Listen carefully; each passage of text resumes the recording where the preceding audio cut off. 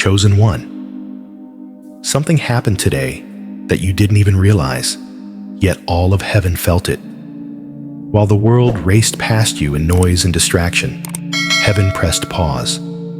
The divine courtroom held its breath. The Father leaned in, not because of what others saw, but because of what you did when no one else was watching.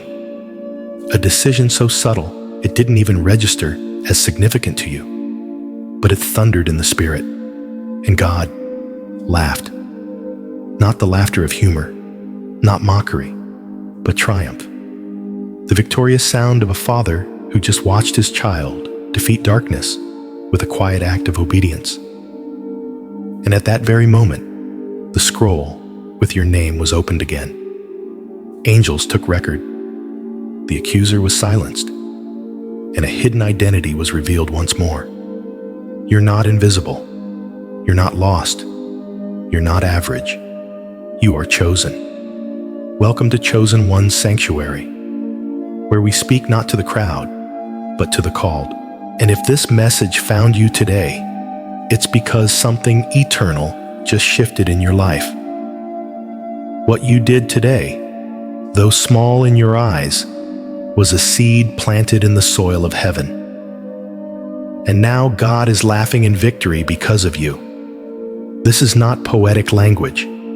It's a scriptural pattern. Psalm chapter 2 declares that the one enthroned in heaven laughs, because the schemes of darkness can never outmaneuver the plans of the Almighty. And today, your obedience aligned with that plan.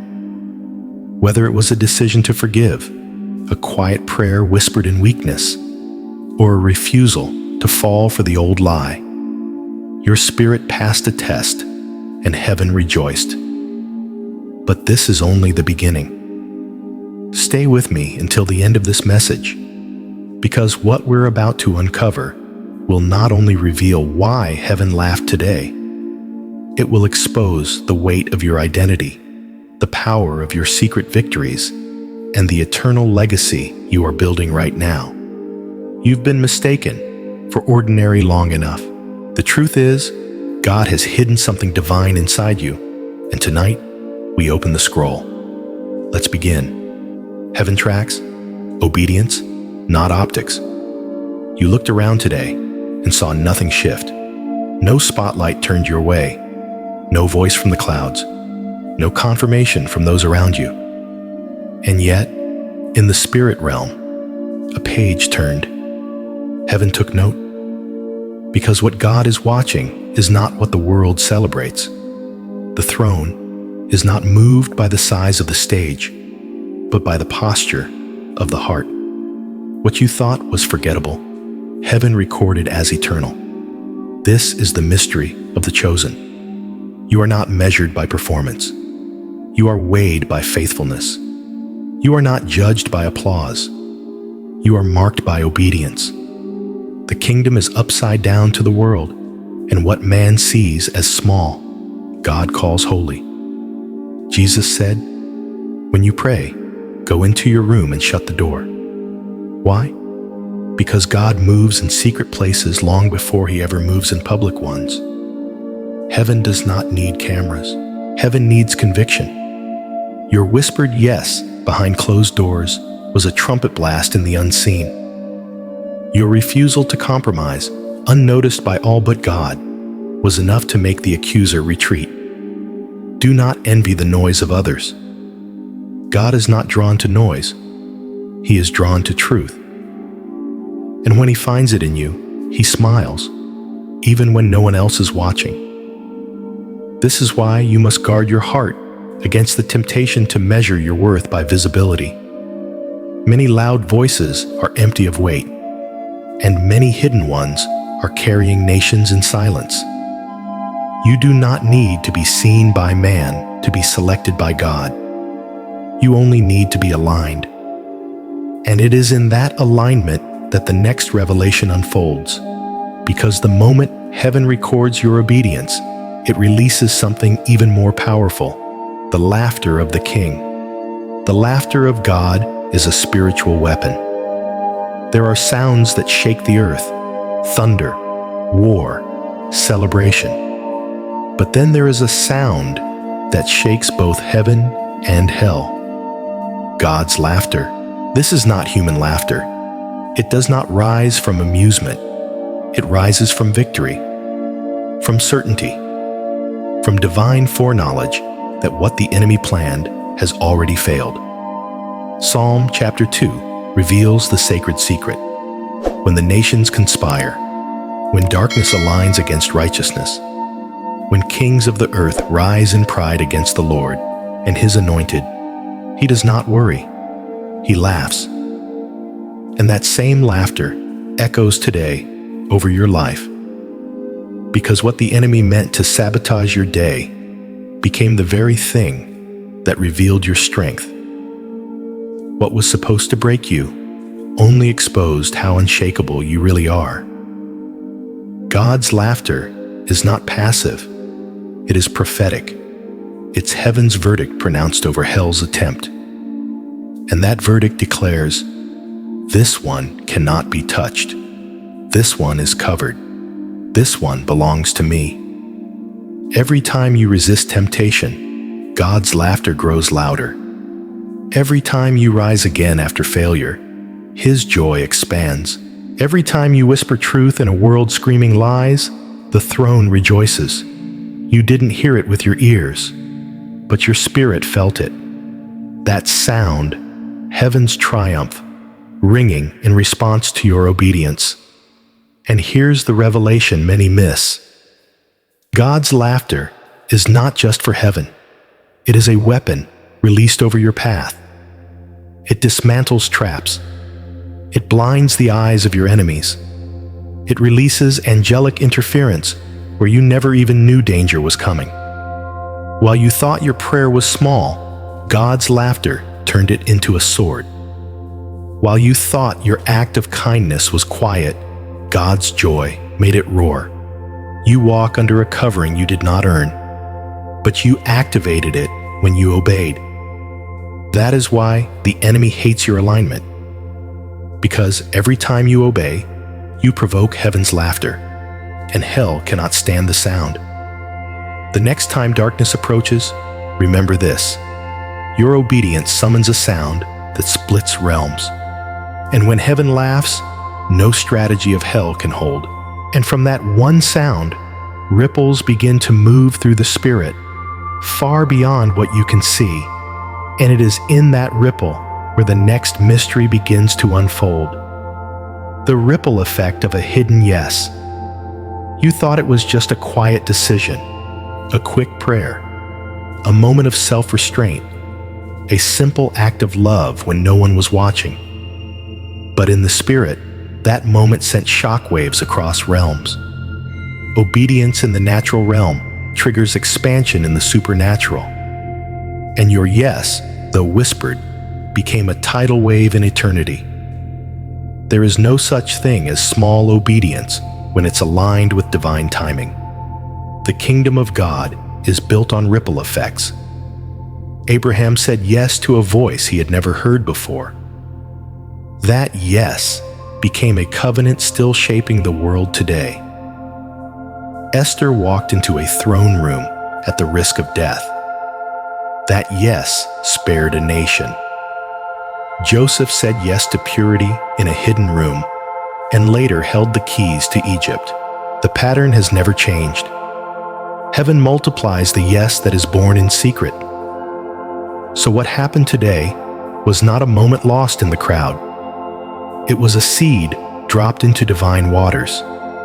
And now, its impact moves forward to touch people you'll never meet, to cover loved ones you didn't even pray for, to shift timelines you haven't entered yet. This is why the chosen ones are attacked in ordinary moments, because those are the most dangerous.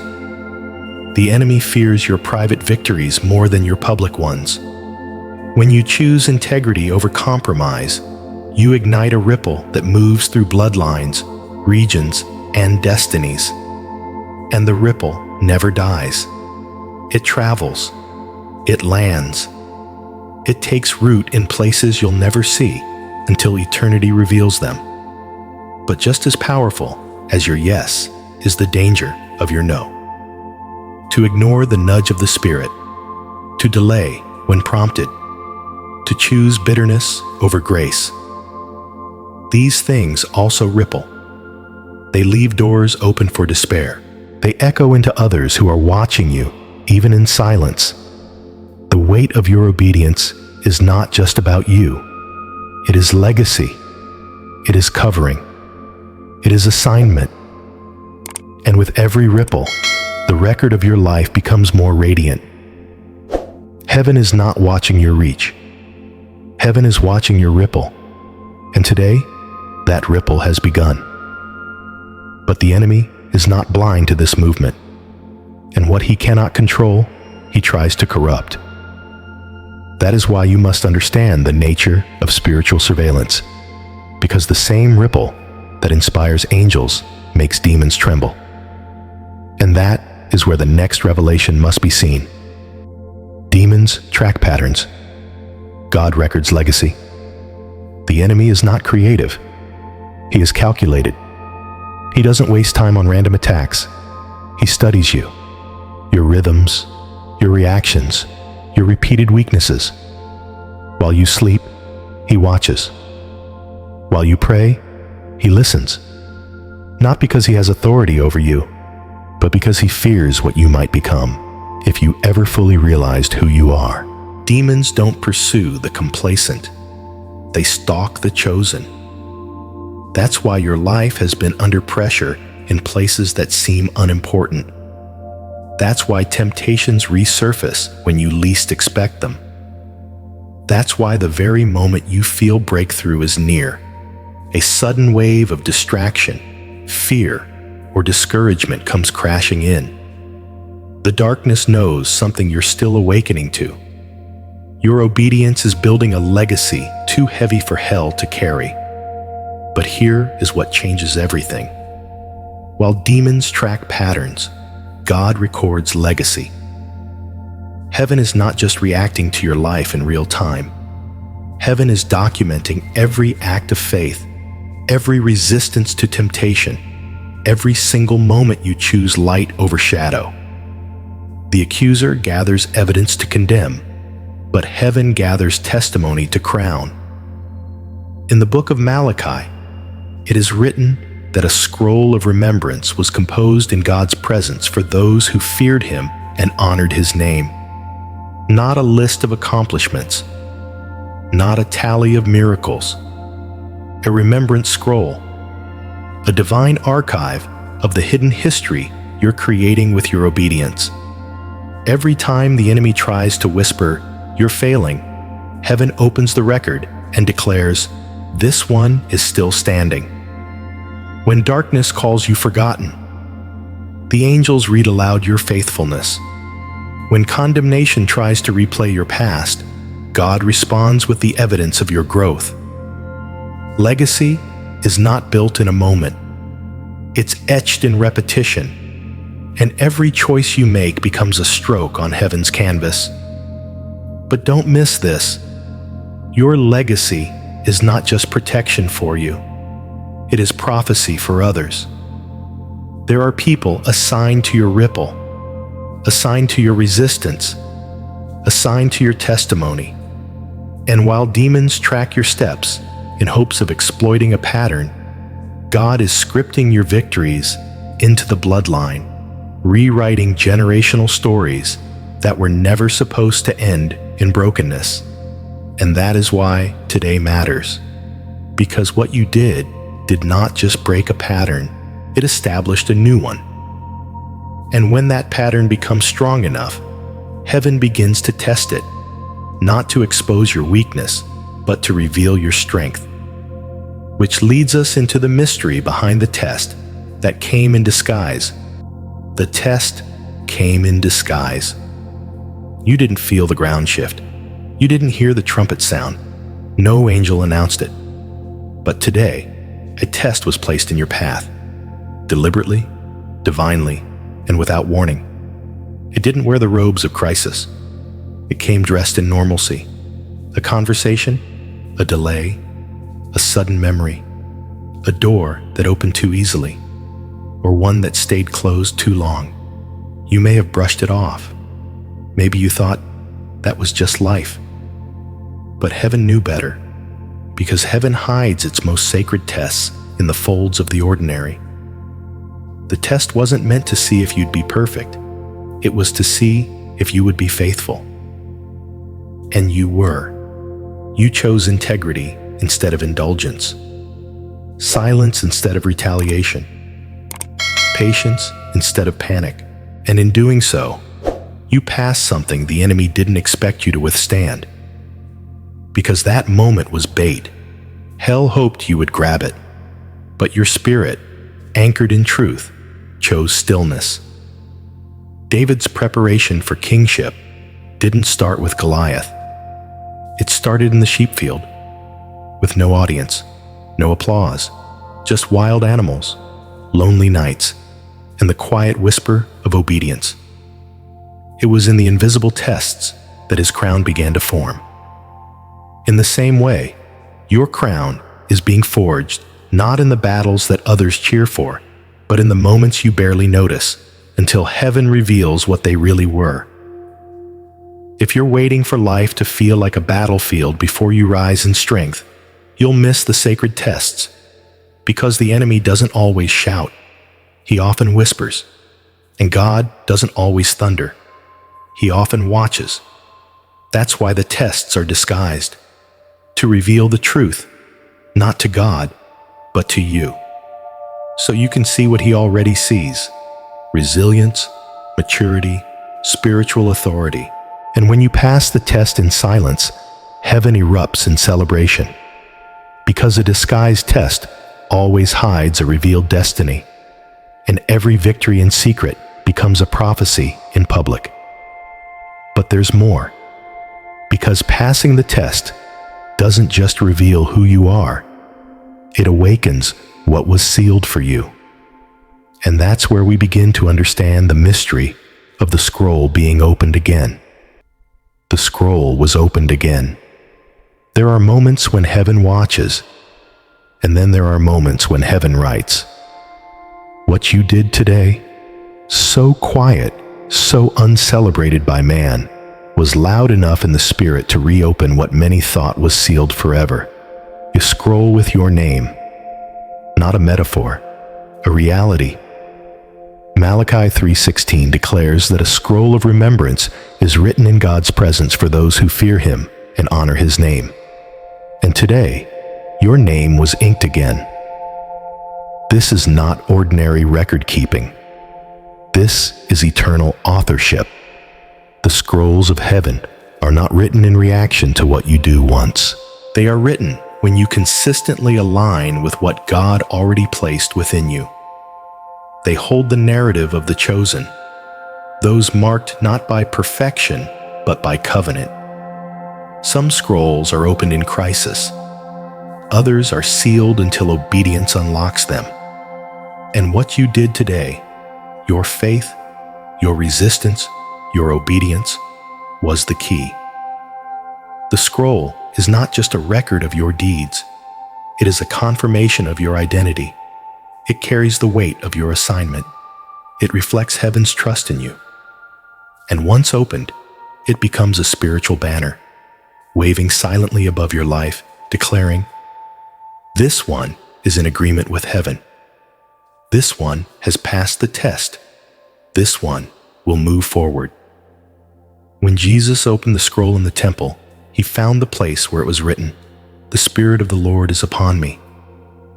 He did not pick a passage. He stepped into prophecy. The scroll confirmed his season. And so it is with you. When your scroll opens, timing accelerates. The delays break. The watchers are summoned. The enemy is notified. The heavens shift from observation to activation. But not everyone sees it. Many keep walking, as if nothing has changed. That's why so many miss their moment, because they don't know that obedience unlocks scrolls. Do not treat today lightly. If your heart aligned, if your decision cost something, if your spirit whispered yes when it would have been easier to say nothing, then the scroll turned. And when heaven opens something, no force in hell can shut it. But with every scroll comes the weight of endurance, because what is written must now be lived. And for that, you need something more than resolve. You need strength, a kind of strength that doesn't come from you. And that's why what comes next is not just comfort. It's the weapon that carries the chosen, the joy of the Lord, the strength of heaven, the laughter of God. Heaven's laughter releases strength. There is a sound in heaven that does not echo from choirs or trumpets. It is deeper, older, more powerful. It is the laughter of God. And today, that laughter erupted not in entertainment, but in victory, because you obeyed, because you chose light when no one else was watching, because you aligned with the Spirit instead of reacting to the flesh. That moment may have felt like nothing, but in the Spirit, it became a mirror, reflecting your strength back to heaven. And God laughed, not to mock the enemy, but to decree that your obedience was enough to shift the season. Nehemiah declared it with holy authority. The joy of the Lord is your strength. That's not a metaphor, it's a mechanism. God's laughter is not passive joy. It is supernatural reinforcement. It enters your spirit and rebuilds what warfare tried to tear down. It renews what weariness tried to drain. It is the breath that fills lungs emptied by battle, the rhythm that steadies a trembling heart. You've been trying to fight with willpower, but heaven has been trying to fill you with joy power. Because your assignment doesn't require more striving. It requires sustained surrender. And that kind of endurance can only be fueled by delight. When God laughs over you, He is not simply reacting, He is releasing. His laughter is permission for you to rest in what He already won. His laughter is a shield that silences the voice of condemnation. His laughter is a river that waters the roots of the chosen. And if the joy of the Lord is your strength, then His laughter is your inheritance. But let's speak plainly. Without this joy, you will not last. The warfare will wear you down. The silence will haunt you. The pressure will begin to feel personal. That's why so many chosen ones collapse, not because they weren't anointed, but because they forgot to drink from the well of joy. Your strength does not come from results. It comes from relationship, from knowing that when you chose obedience today, the Father did not nod, He laughed, and that laughter wrapped itself around you like armor. This is why you can keep going, not because you feel ready, but because joy is doing what strength alone never could, lifting you, holding you, carrying you, crowning you. And with every step that joy empowers, your crown becomes more visible, not just to heaven, but to everything watching in the Spirit. And now, we begin to see what your crown is truly made of. Crowns are forged in quiet moments. You are being crowned, not with gold that rusts or diamonds that fade, but with glory forged in silence. You don't see it yet, but every act of obedience is placing a stone. Every refusal to compromise, every surrendered tear, every hidden act of faithfulness, these are the jewels, the metals, the shaping fire of your crown. The world crowns achievements. Heaven crowns endurance. And God does not place crowns on those who performed for the crowds. He crowns those who walked through fire and didn't lose their voice. He crowns those who kept trusting when prayers felt like they were falling into a void. He crowns those who sowed seeds when they themselves were hungry. 2 Timothy 4:8 declares, "There is laid up for me a crown of righteousness, which the Lord, the righteous judge, will give me on that day, But that crown is not a distant prize. It is being crafted now, in your story, in your struggle, in your strength that nobody else sees. You thought your silence meant invisibility, but heaven saw that silence as sacred.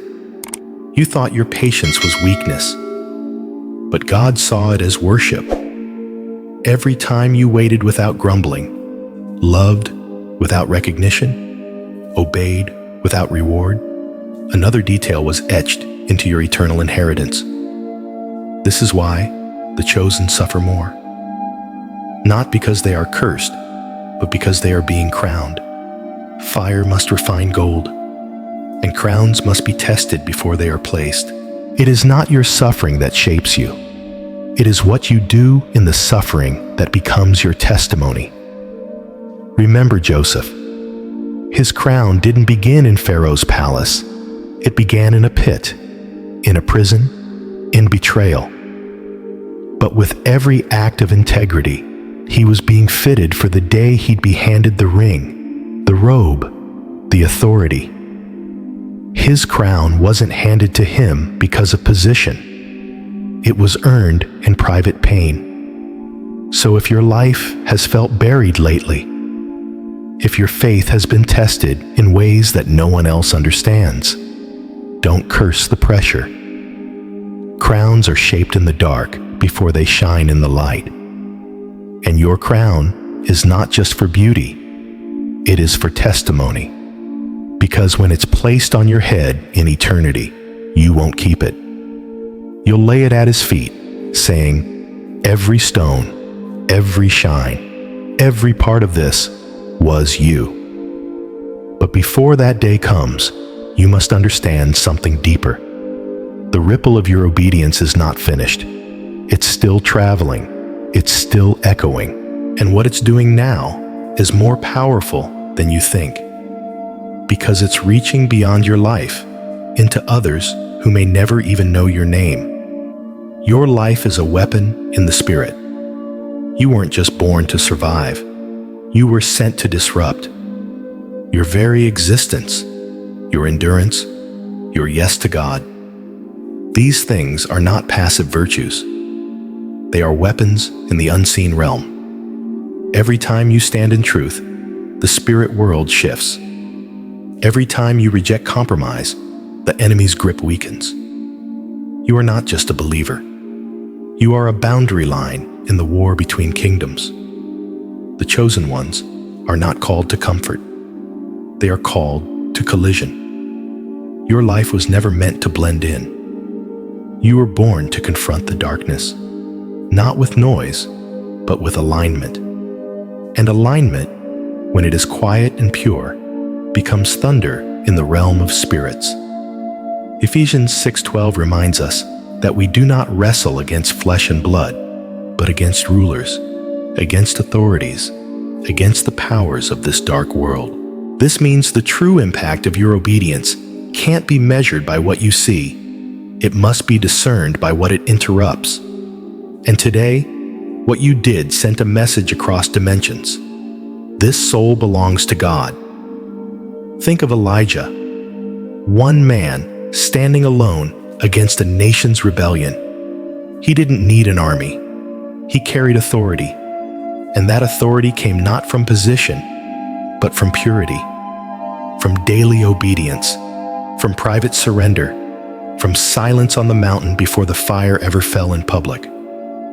So it is with you.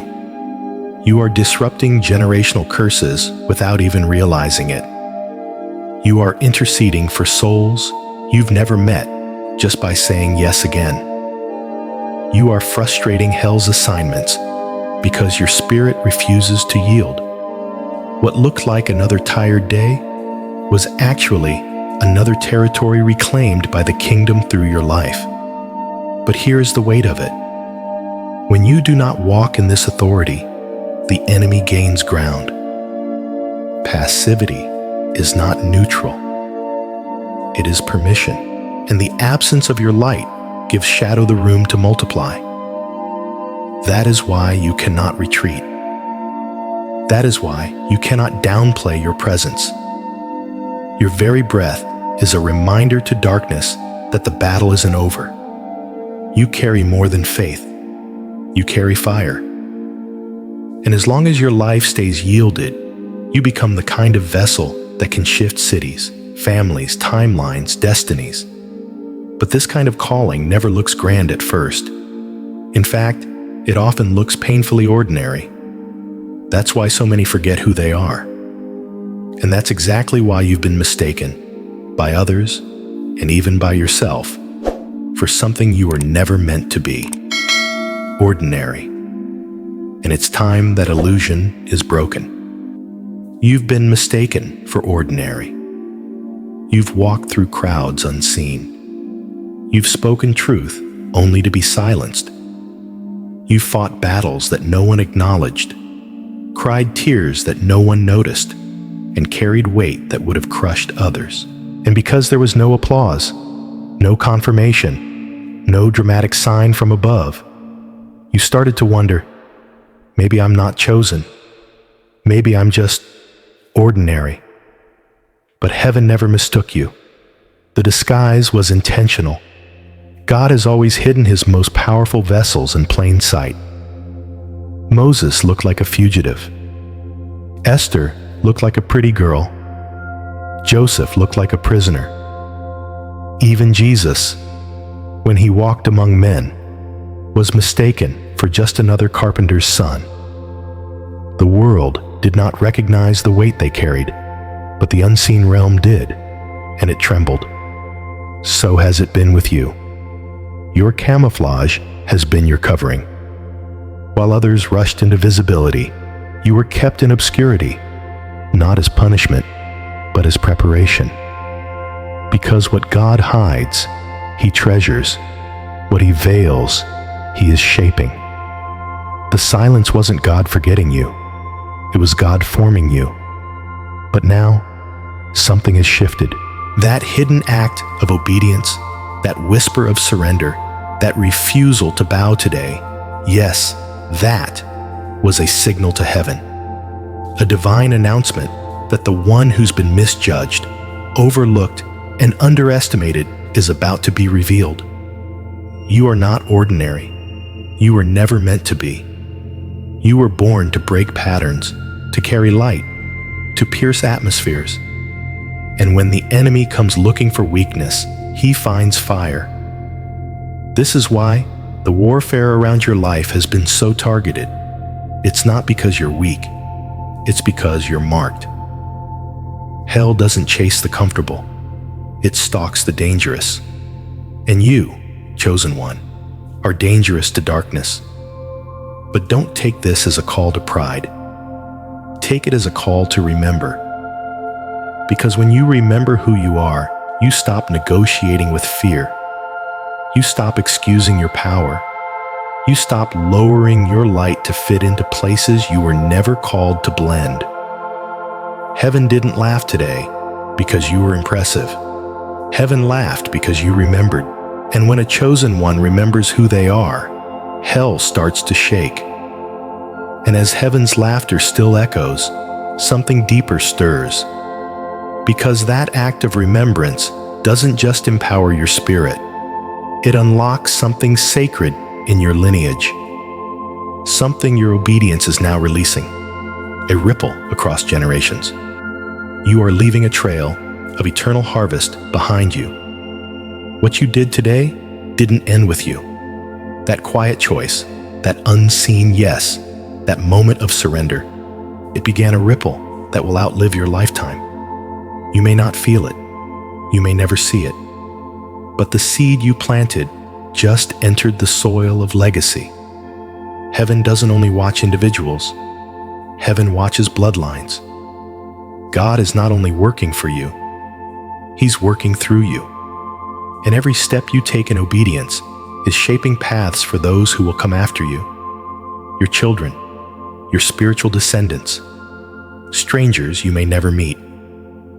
A generation not yet born will walk in the light you carried through the dark. This is the burden and the glory of the chosen. Deuteronomy 7:9 declares that God keeps his covenant of love to 1,000 generations of those who love him and keep his commandments. That means your obedience today is forming the foundation of someone else's breakthrough tomorrow. That means what felt small in the moment is building a sanctuary in eternity. You are not just sowing for this season. You are sowing for the ones you'll never meet. There is a trail forming behind you. Every hidden prayer, every resisted temptation, every word spoken in truth has become part of that sacred road. And as you continue walking, you're leaving behind evidence, not for the approval of man, but as a prophetic map for the ones who come next. That's why the enemy tried so hard to distract you today. Not because he fears your comfort. He fears your continuity. He fears what happens when a chosen one keeps planting seeds in dry soil, believing for rain they may never personally feel, but trusting the harvest will still come. Consider Ruth. Her story of loyalty and quiet obedience birthed a lineage that led to David and eventually to Christ himself. She thought she was gleaning scraps. Heaven knew she was sowing a dynasty. So it is with you.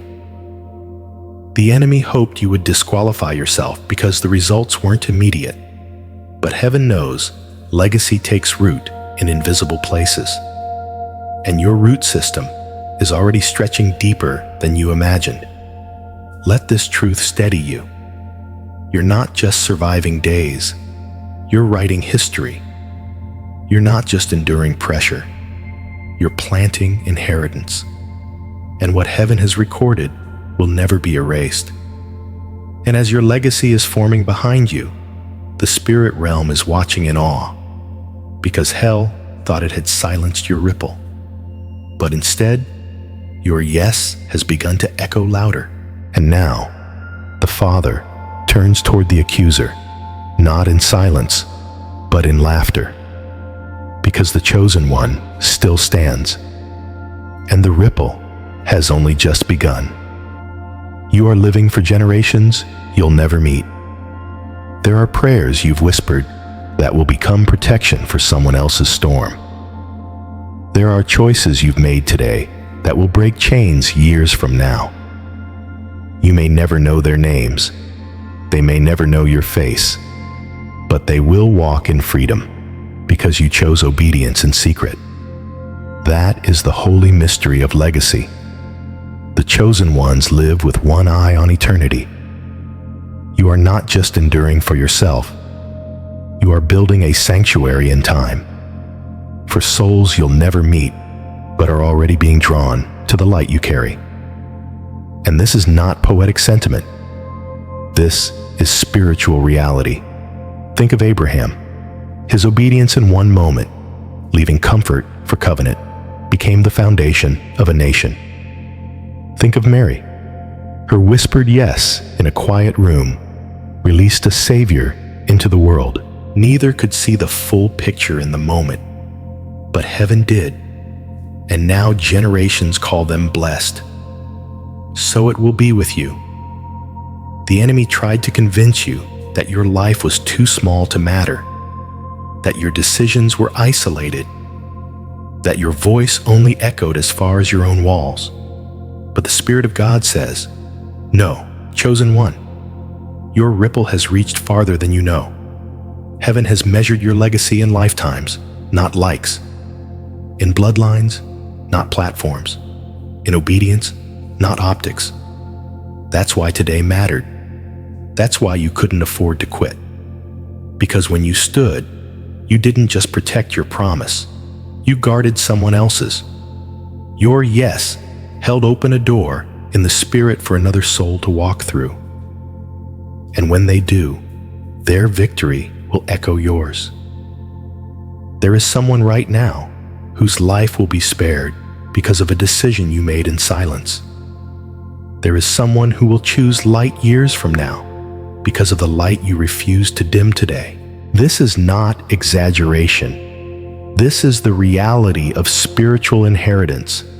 You are leaving footprints in the spirit, and the next generation is watching, even if they aren't born yet. This is why your journey has felt so heavy, because you're not just carrying yourself, you're carrying legacy. And legacy does not bend to comfort, it bends to eternity. Let this truth rest in your bones. Heaven saw your step. The scroll was opened, and your life has now become a living prophecy, not just of survival, but of generational breakthrough. And now, in the stillness of that sacred truth, something holy begins to settle. The battle has not ended, but you are no longer standing in confusion. You are standing in revelation. And from this point forward, your warfare will not be reaction. It will be prophecy. For heaven has declared, this one is unstoppable. There is a sound that heaven reserves only for the faithful, not the famous, not the flawless, but the faithful. It's the sound of joy wrapped in sovereignty, the sound of a scroll opening, the sound of victory declared in laughter.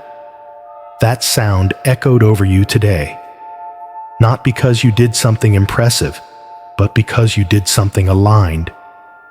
You obeyed when no one else could see.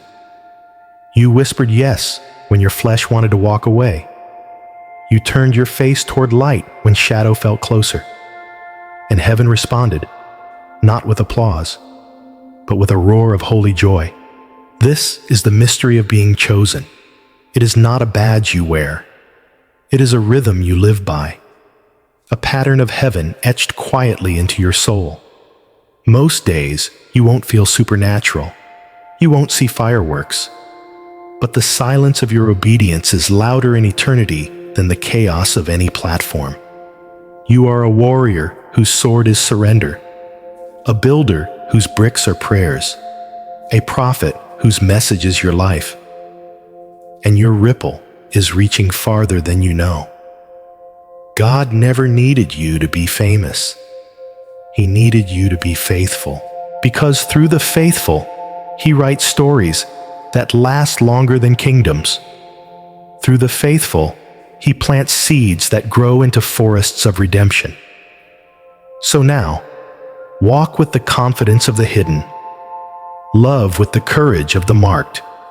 Stand with the fire of the sealed. You are not ordinary. You are not forgotten. You are not too late. You are the echo of obedience in a generation that forgot how to kneel. And heaven has written your name in laughter. If this word resonated with you, if something stirred in your spirit as the scroll was opened and your legacy came into view, I invite you to stay connected with this sanctuary. Like this message, share it with another warrior in hiding, and subscribe to Chosen One's Sanctuary so that you never miss a prophetic moment unfolding. And in the comments, declare what part of this word pierced your heart. What moment made you stop and remember who you are? Or what question you're still wrestling with as you walk out this calling? Your comment might become the confirmation someone else is praying for. Until next time, keep sowing, keep standing, keep letting the silence speak. Heaven sees you, and today, heaven laughed in victory because of you.